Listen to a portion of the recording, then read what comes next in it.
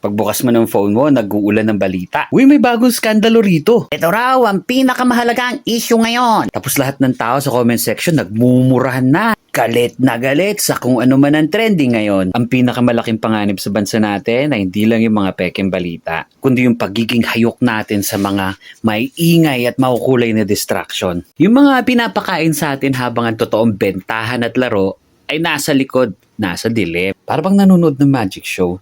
Yung magician, minawagayway yung kanang kamay niya, may sparkles, may usok, manghang-mangha tayo, dito kayo tumingin, habang yung kaliwang kamay, nasa bulsa mo na pala at nadali ng pitaka mo. Ganyan ang sistema ngayon.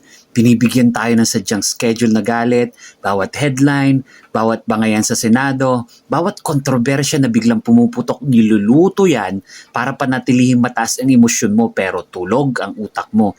Kasi kapag emosyonal ang tao, madaling pasunurin. Habang nag-aaway-away tayo dahil sa ulam na inihain nila, doon sa likod may mga batas na ipinapasa, may mga pondong nagagalaw, at may mga desisyon na babago sa buhay natin na di natin napapansin. Akala natin updated at mulat tayo mamamayan dahil alam natin ang bawat chismis sa politika.